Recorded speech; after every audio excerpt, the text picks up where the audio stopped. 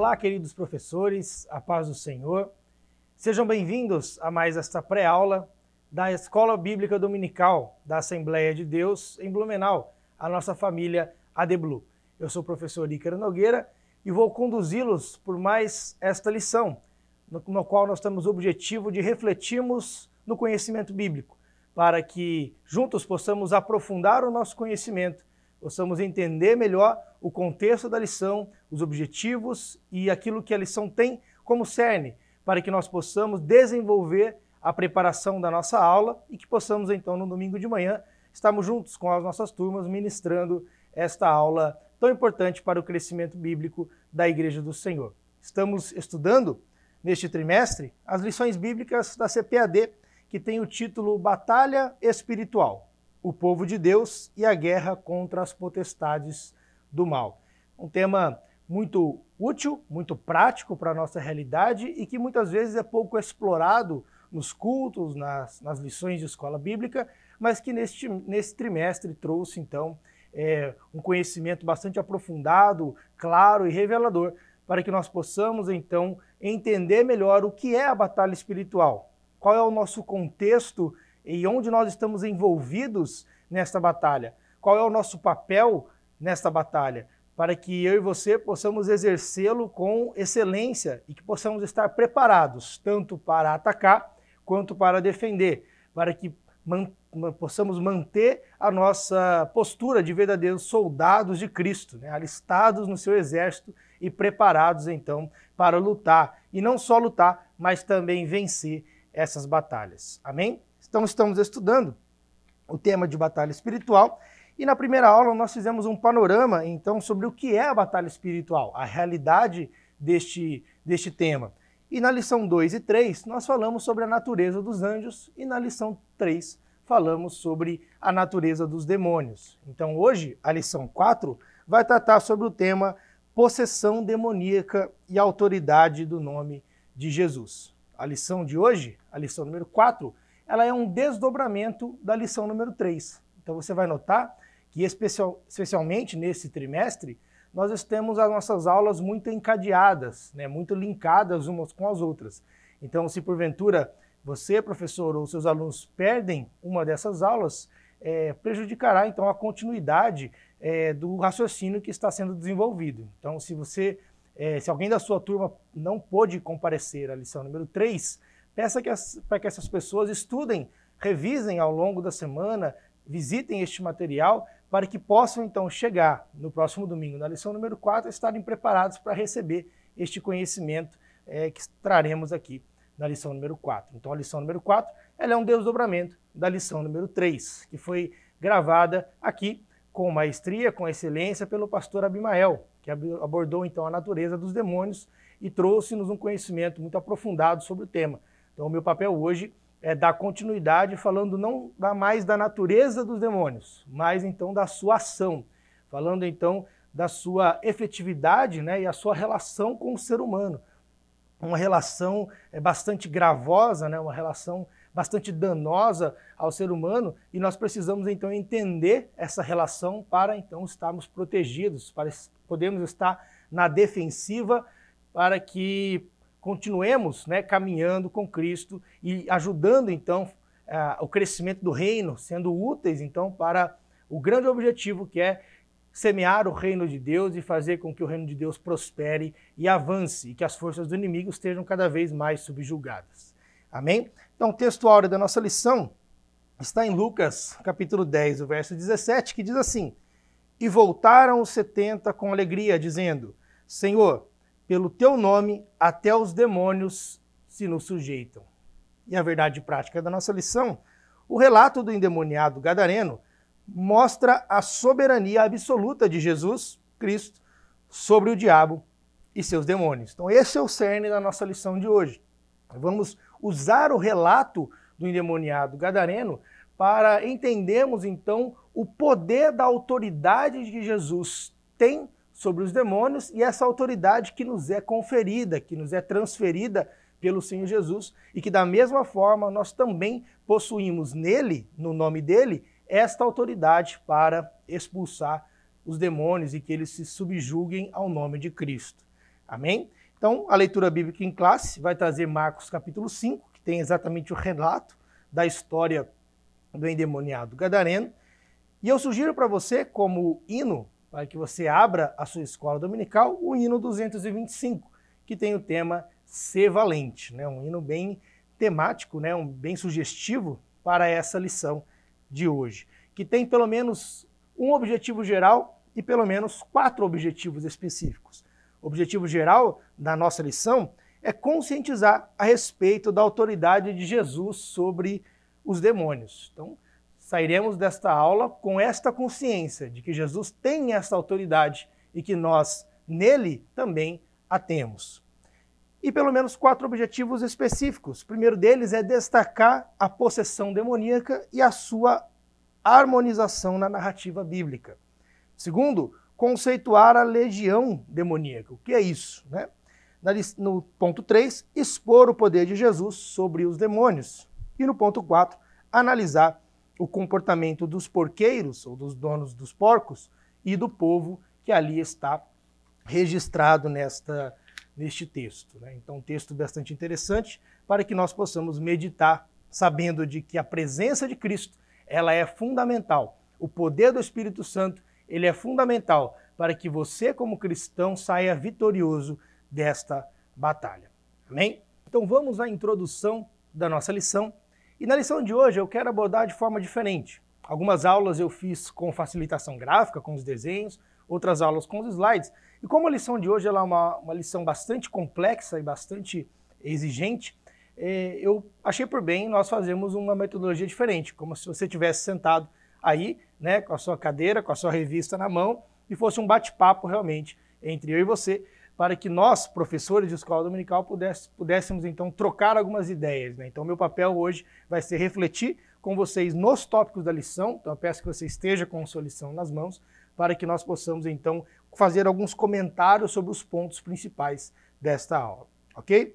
Então na introdução da nossa lição, nós vamos ver que o relato do endemoniado gadareno, ele está presente nos evangelhos sinóticos, está presente no texto que nós demos em Marcos, mas também está relatado em Mateus e em Lucas, com algumas pequenas variações, mas o fato é que deixa claro, né, que essa história ela se torna bastante importante para nós entendermos a autoridade que Jesus exerceu sobre os demônios naquele momento e também o prenúncio, né, da condenação final que Satanás e os seus anjos terão, né, por Cristo e a sua vitória definitiva, né? Então, isso é fundamental que nós entendamos para que possamos, então, dar sequência na nossa lição. Então, de forma introdutória, apesar dessas pequenas diferenças que existem, esse relato é citado nessas 3 pontos da Bíblia, nesses 3 momentos, para que nós entendamos de forma complementar ali o que está relatado e que possamos sair com um conhecimento bem sólido e bem certo deste poder que Cristo tem sobre os demônios e do prenúncio da sua vitória final. O primeiro item vai falar sobre a possessão maligna. E o primeiro subtópico fala exatamente disso que eu comentei. Então, os primeiros os textos ali que foram relatados, né, em Mateus 8 e 28, Marcos 5 a partir do verso 2 e Lucas 8 a partir do verso 27, vai então trazer exatamente esse texto com algumas pequenas variações. Você vai notar que Mateus ele escreve relatando que existiam 2 endemoniados. Já Marcos e Lucas registram apenas um, né? E justamente por esses detalhes, por esses pormenores que estão registrados por Marcos no seu evangelho, são razão para que essa narrativa seja centrada nesse texto, né? Então, Mateus ele vai apresentar de uma forma mais resumida esse episódio, omitindo algumas partes, né? A parte que o demônio realmente se identifica como uma legião, e depois a libertação, o desejo, né, do gadareno de seguir a Jesus após a sua libertação. Ok? Mas os textos eles são complementares, vale a pena fazer a leitura com a sua sala, com a sua turma destes 3 textos, para que você possa então olhar, né, compará-los e ver que realmente eles são complementares, não são contraditórios, não são excludentes entre si, mas que se complementam dentro de uma mesma conclusão, de um mesmo assunto definido sobre esse tema. Então os textos eles se complementam.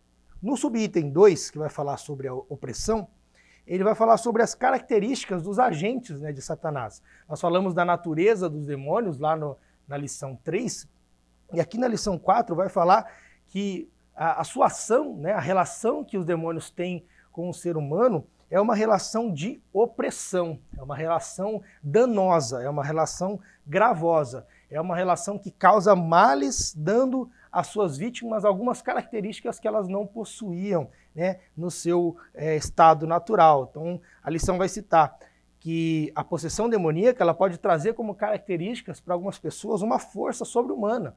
Né? Nós vamos ver aqui no relato aqui do Gadareno, ele quebrava os grilhões e quebrava as correntes que o prendiam, né? E ele se libertava com uma facilidade muito grande, porque ele tinha uma força que era sobre-humana. Um humano, numa situação natural, não conseguiria quebrar os grilhões, né, que eram feitos de aço, de ferro fundido, né, e tinham grande força. Então, essa característica da força sobre-humana ela pode ser notada. O poder de adivinhação, nós vamos ver também isso lá registrado em Atos 16, e também o conhecimento sobrenatural. Então, são algumas características, né, que nós podemos citar e notar de que as pessoas, quando são possuídas, quando são tomadas, né, na sua consciência pelos demônios, podem trazer, podem demonstrar, né, nos seus corpos, né, fisicamente, como sinal, né, dessa possessão. E elas atacam as suas vítimas e dominam as suas faculdades mentais. Então, uma pessoa possuída por um demônio, ela perde, então, as suas faculdades mentais, as suas capacidades de pensar, de refletir, de tomar decisões e de agir conforme a sua condição normal, a sua condição natural, né? Às vezes incapacitando até mesmo de falar e ver, né? E aí nós temos algumas referências bíblicas, levando a pessoa à demência, ao estado realmente que ela não consegue ter consciência sobre as suas atitudes, seus pensamentos, as suas palavras.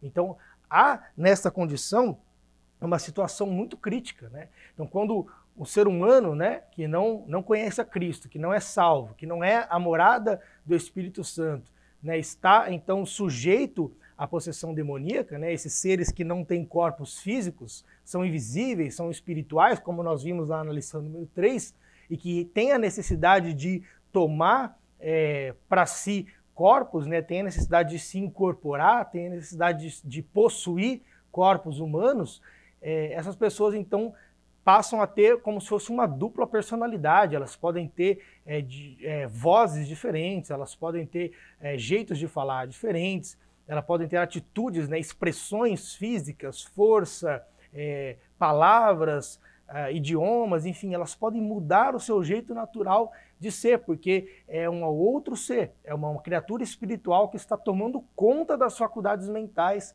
daquela pessoa. Então, como se fosse realmente uma dupla personalidade. É isso que nós estamos relatando aqui.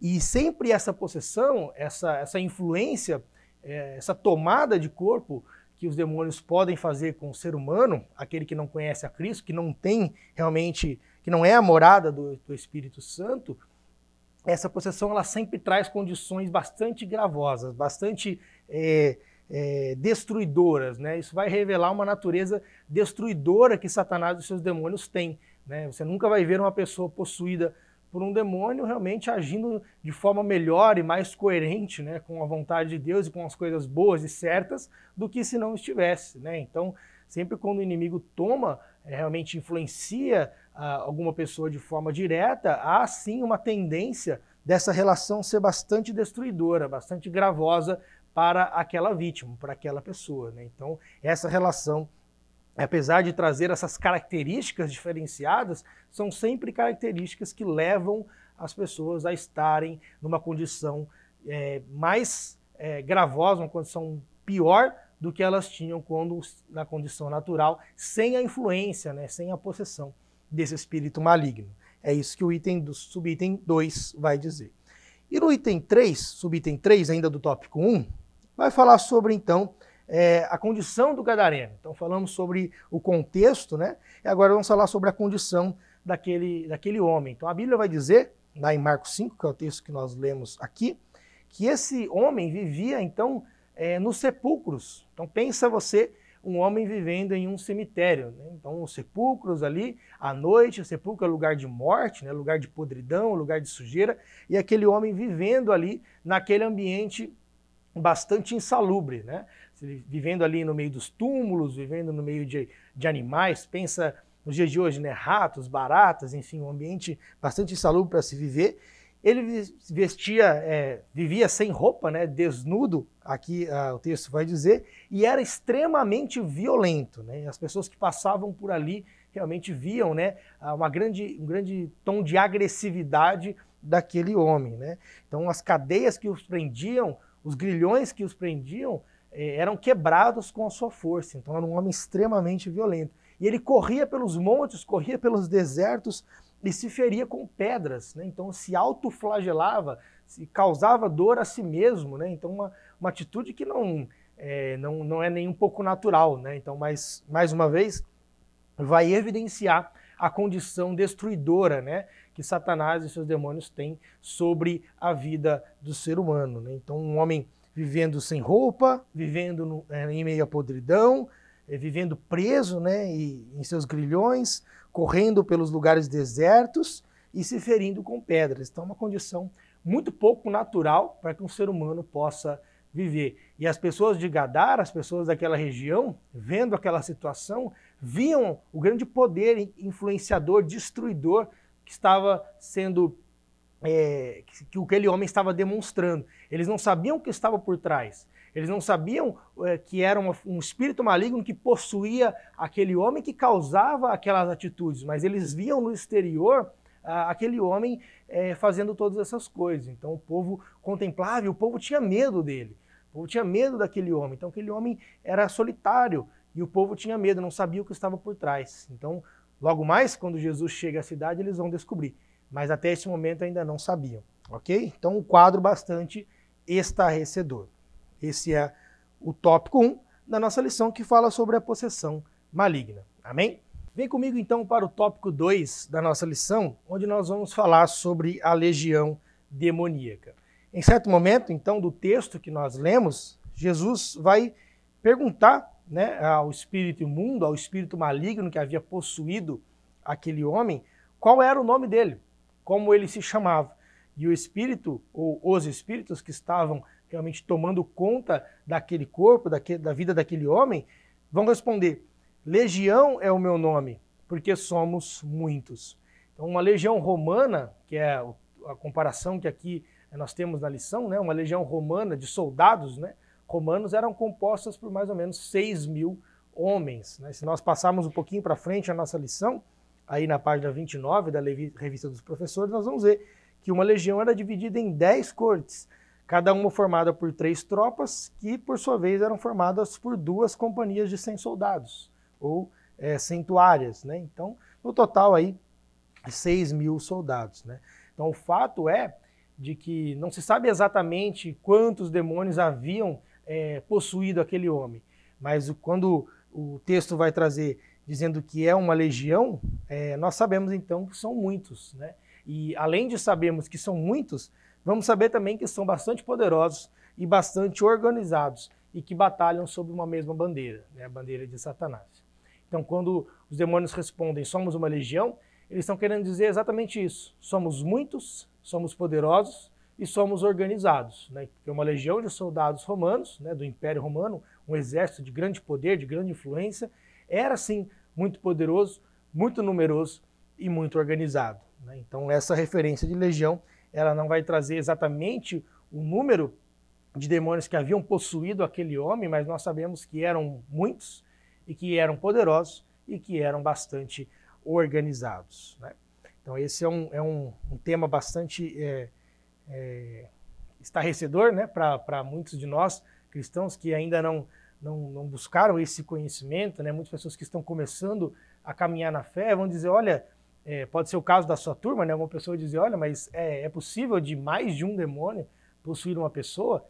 Alguns ainda estão caminhando para começar a entender se um demônio já pode possuir uma pessoa, ainda mais uma quantidade de milhares, né, como aqui está registrado. Então, nós temos uma referência bastante interessante, lá em Lucas 11, do 24 ao 26, nós vamos ver bastante essa referência, né, de Jesus dizendo que quando um demônio está habitando uma vida de uma pessoa e ele é expulso daquele corpo, então o ser espiritual maligno é expulso, é desligado daquele corpo em que ele habitava, em que ele possuía, ele vai então para lugares secos, para lugares desertos e ali fica vagando.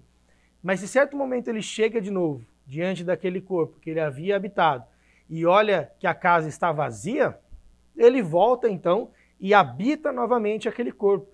E não mais sozinho agora, mas ele vai trazer mais 7 piores do que ele.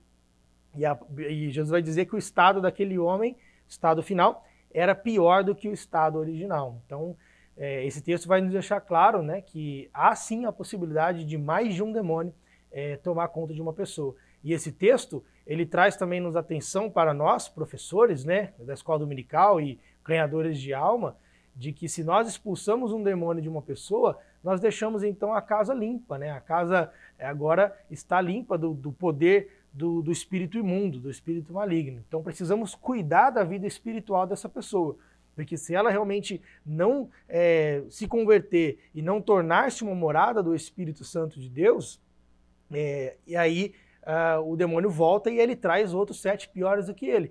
Então o primeiro estado era um demônio possuindo, o segundo estado agora são 8 demônios possuindo, né? Então é uma condição pior do que a condição original. Então isso é de fato bastante relevante, né? E bastante preocupante para nós, né? Quando ganhamos uma alma, quando expulsamos um demônio de uma pessoa, que essa pessoa realmente se firme, que ela se converta e que ela realmente receba a Cristo como Salvador e o poder do Espírito Santo para que a casa não esteja mais disponível, né? Que a porta esteja fechada e que mesmo que esse demônio volte, ele não possa mais possuir aquela pessoa, ok? E o subitem 2 vai falar que nós devemos expulsar e não dialogar, né? Então algumas pessoas hoje querem estabelecer um diálogo, né, com os demônios, com base no que Jesus fez aqui. Quando Jesus perguntou ao demônio qual era o seu nome, ele estava querendo expor aquelas pessoas que estão ao redor quem era o verdadeiro agente, quem era a verdadeira pessoa que estava por trás, ou seres, né, que estavam por trás daquela atitude completamente anormal que aquele homem tinha. Jesus não queria dialogar com o demônio. Jesus ele simplesmente diz qual é o teu nome para aquelas pessoas que estão ao lado saberem que a influência negativa, destruidora que aquele homem estava tendo era realmente Satanás, era realmente os demônios que estavam realmente fazendo isso na vida dele. Então Jesus precisava deixar isso claro para as pessoas, para que elas pudessem então conhecer realmente quem era o verdadeiro agente por trás daquelas atitudes. Mas com base nessa pergunta que Jesus fez ao demônio, né, qual é o seu nome, muitas igrejas, principalmente os movimentos neopentecostais, que estão aí na mídia televisiva, né, nós vamos ver isso, basta ligar a nossa TV, nós vamos ver verdadeiras entrevistas, né, com os demônios, as pessoas perguntando o nome, de onde vem, o que faz, pedindo informações, né, questionando, mas Jesus não vai nos dar essa diretriz. Ele diz para nós, olha, expulsai os demônios. Está lá em Mateus 10:8. Né? Então a ordem que nós temos não é de manter diálogo com o demônio, com o diabo, com os demônios que estejam ali habitando. Por quê? Porque o diabo é o pai da mentira. Então não adianta você interrogar um demônio que esteja possuindo uma pessoa, porque ele vai mentir para você. Né? Ele vai te dizer coisas que não são verdades. Então não cabe a nós e não é interessante que façamos isso, porque o que virá não será uma verdade, o que virá será uma mentira, porque eles são enganadores por natureza. Então não cabe a nós e não nos é ordenado fazer isso. Então você como professor oriente a sua turma de que se um dia passarem por uma situação dessa, não entreviste, né? Simplesmente expulse no nome de Jesus, porque é assim que foi nos ordenado fazer. E os demônios se submetem, então, ao poder e à autoridade do nome de Jesus. Ok? E o subitem 3, ainda do tópico 2, vai falar que o poder e a presença de Jesus, eles realmente incomodam os demônios. Então, lá no Mateus 8:29, o Espírito responde para Jesus assim, olha, vieste aqui atormentar-nos antes do tempo? Né?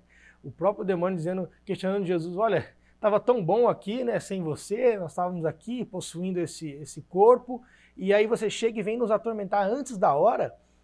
esse texto ele deixa duas coisas muito claras, né? Que os demônios eles sentem pavor, eles se incomodam com a presença de Cristo e que também eles já sabem da sua derrota definitiva lá no fim dos tempos, né? Então já mostram um prenúncio, né, da vitória de Cristo, da condenação final do diabo. Quando ele fala assim, você vem nos atormentar antes do tempo, o tempo que ele está dizendo é o tempo final, o tempo que ele já sabe que ele será derrotado. Então esse é um tema bastante interessante para nós refletirmos com a nossa turma. E aqui no subsídio doutrinário, que tem na sua revista de professor, vai trazer uma recomendação bem interessante para você, que ao final desse tópico é importante que você faça um relato de algum caso, né, de possessão demoníaca em que algumas características dessas possam ser demonstradas, né? Então, faça essa reflexão com a sua turma, pergunte a eles se eles já viveram ou se eles sabem de algum caso real de possessão demoníaca, que nós possamos verificar essas características que nós citamos, né? Força sobre-humana, poder de adivinhar, o conhecimento sobrenatural, entre outras, né? Então deixe os seus alunos falarem, né? E depois cite, né? Aqui na lição ele traz algumas referências, né?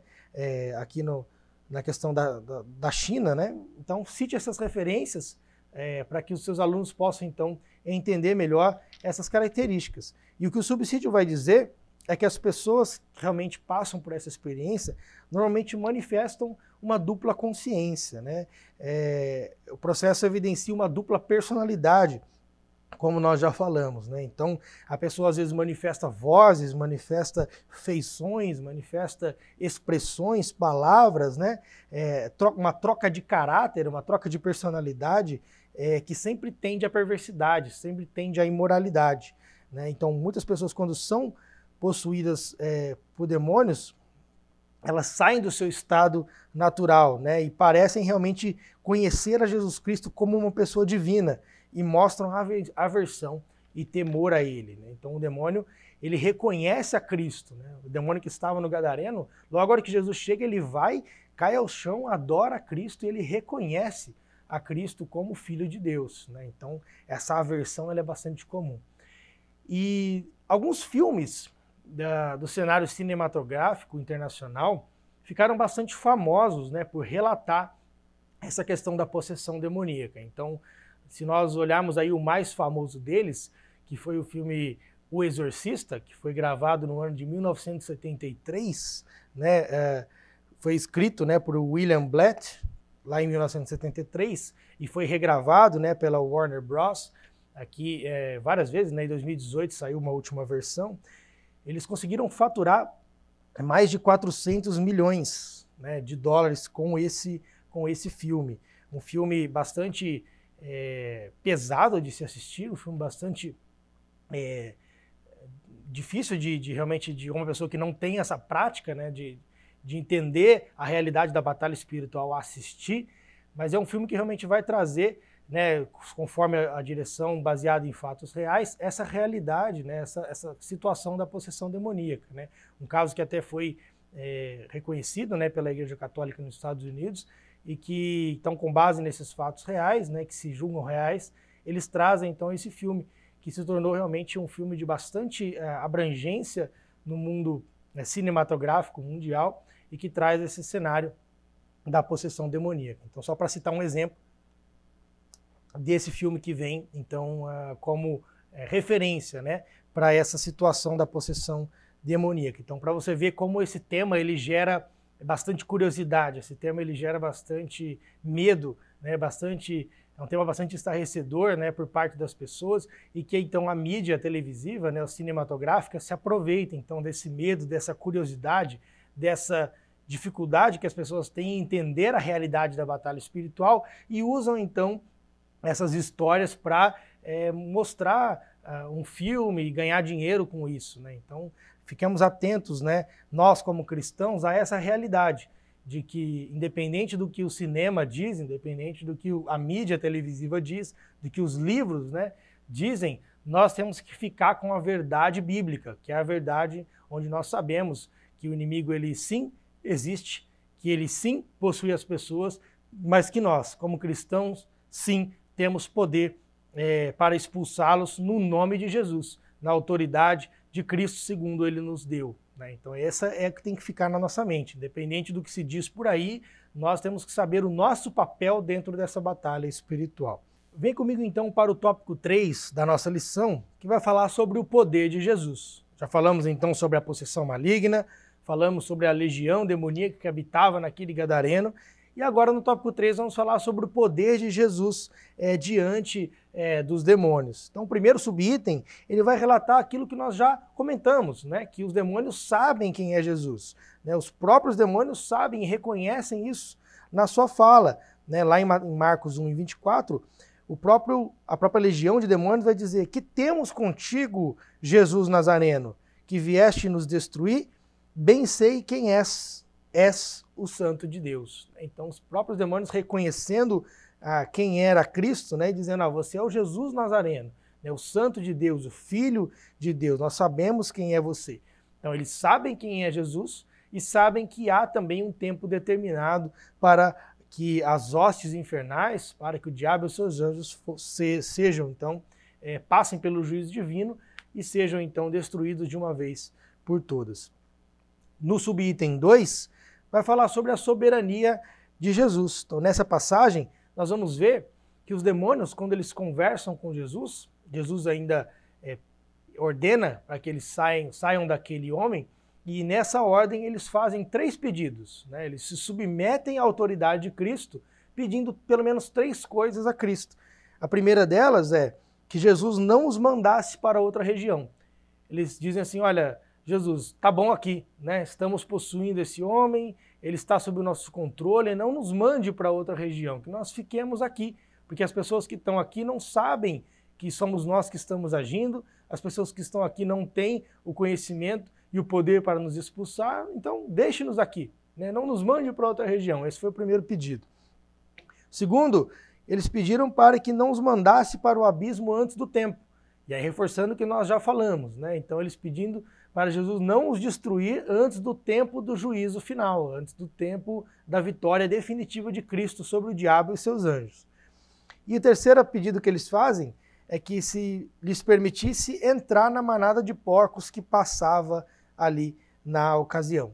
Então nós vamos ver no texto de que assim que Jesus está dialogando, né, com aquele homem e os demônios falando através dele, está passando então os criadores de porcos com uma manada de 2.000 porcos que passavam por ali. E aí o pedido que os demônios fazem para Jesus é: olha, tudo bem, nós vamos sair deste homem, mas dá-nos então a autorização para que nós saiamos e possamos possuir aqueles porcos. E aí o próprio Jesus vai dizer: ide, né?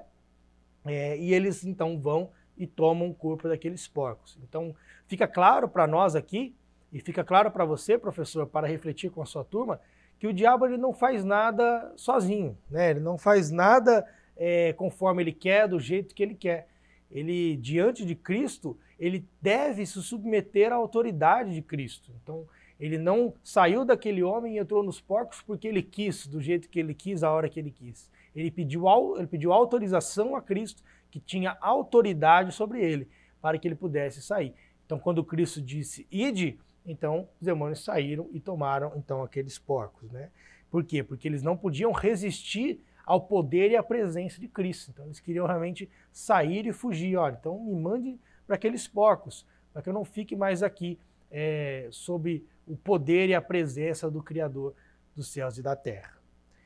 E no subitem 3, fala sobre a libertação, então, do gadareno, né? Depois que o gadareno, então, foi liberto, que os espíritos imundos saíram dele e tomaram os porcos, muita gente, então, se reuniu para ver o que estava acontecendo.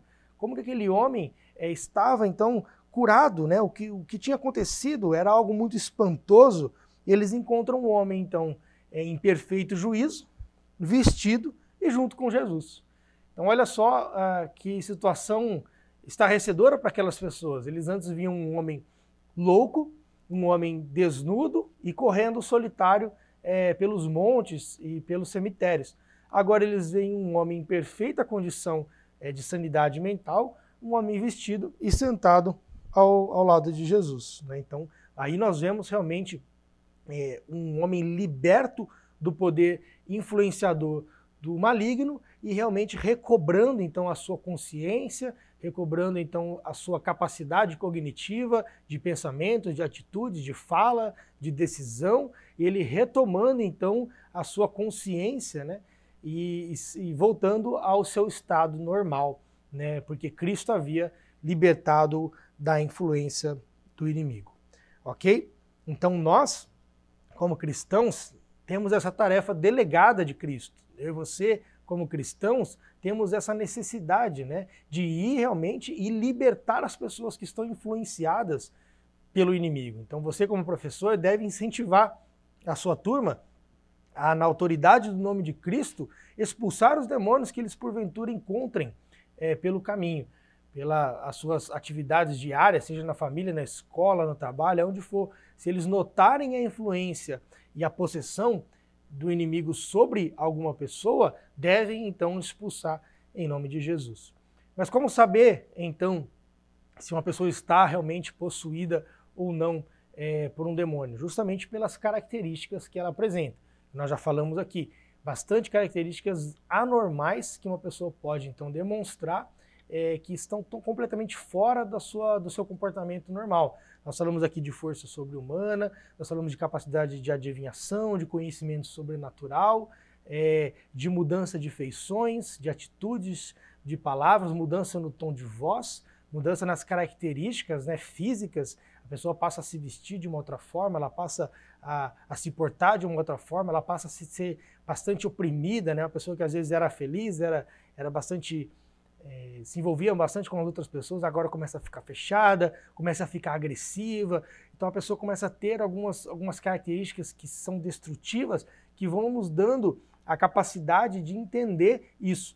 E mais do que tudo, né, mais do que olhar as características externas, nós precisamos ter o dom de discernimento de espíritos, né? Precisamos buscar esse dom de Deus para que nós possamos saber realmente quando uma pessoa está sendo influenciada, quando uma pessoa está possuída por um espírito maligno, para que nós possamos, como agente de Cristo, ir lá e no nome de Jesus, libertar essa pessoa. Então faz parte da nossa atividade, né, como cristão, ter esse discernimento espiritual e agir realmente para tirar aquela pessoa da influência do inimigo.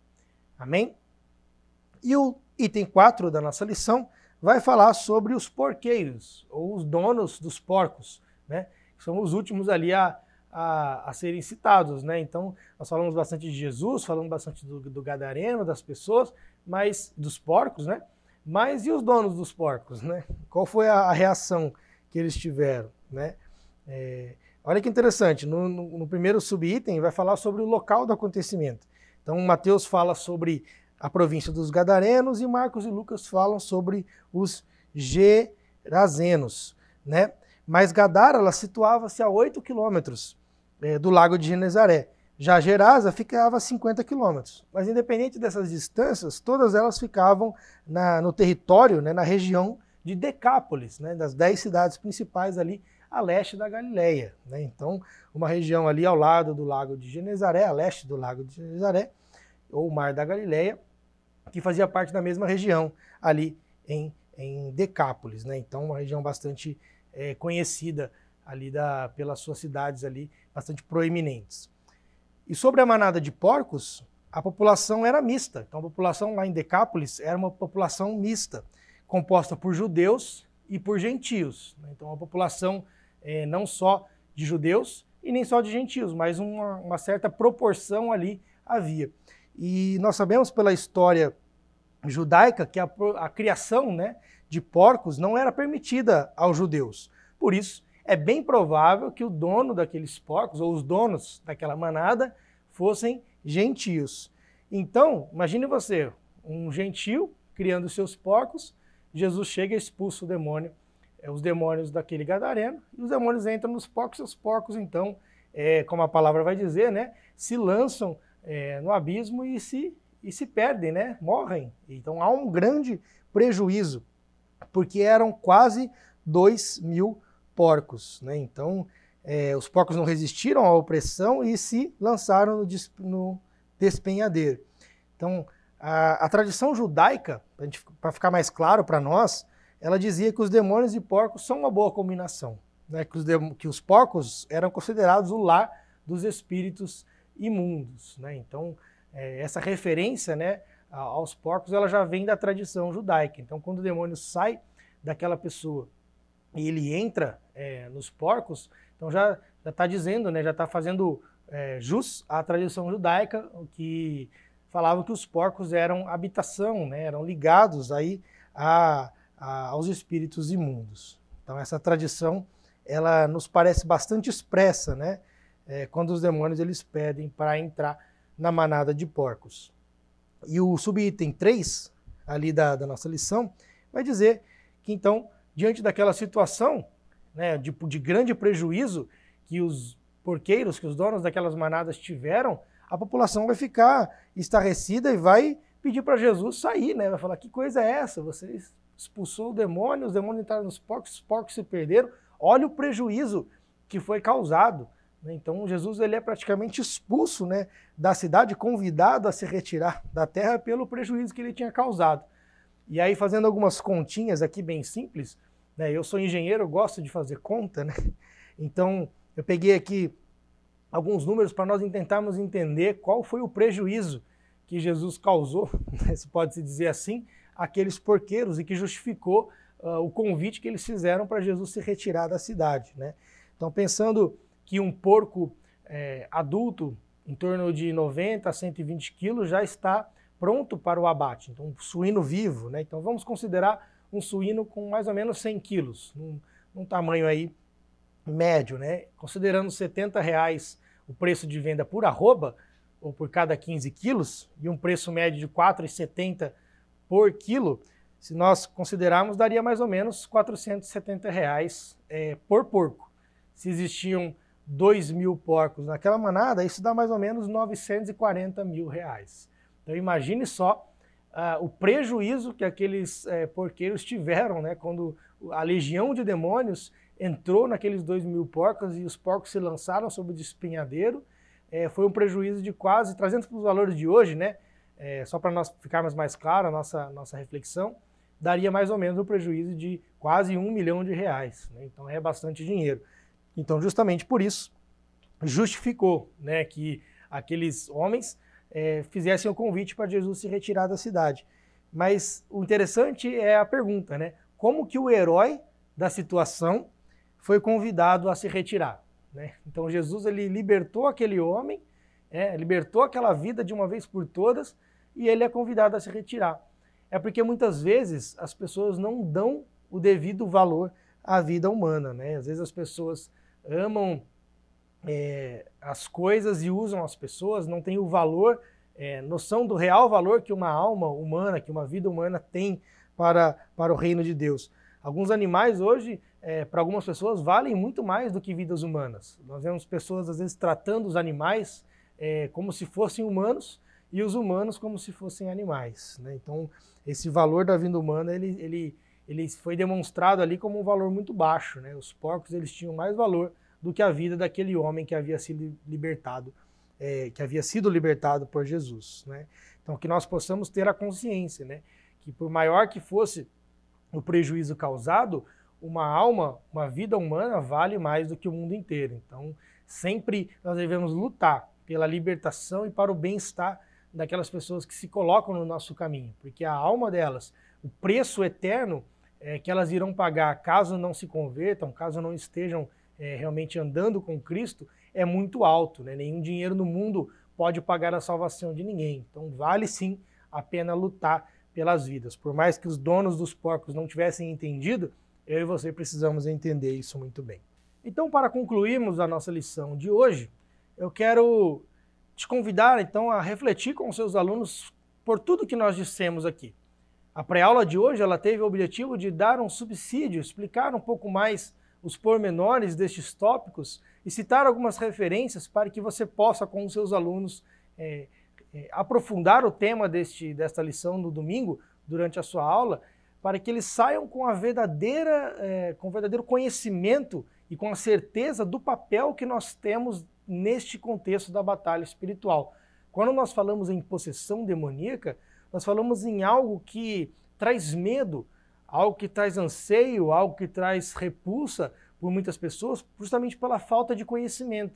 Então, quando nós sabemos que um cristão crente verdadeiramente, lavado e remido no sangue de Cristo, que está vivendo uma vida de acordo com o Evangelho, o diabo não tem poder sobre a vida dele, o diabo não tem poder de possuí-lo, o diabo não tem poder de tomar o seu corpo e mudar as suas faculdades mentais. Nós temos dentro de nós, como nós somos morada do Espírito Santo de Deus, e temos essa convicção de que as portas estão fechadas para o inimigo na nossa vida, e ele não tem o poder de nos possuir.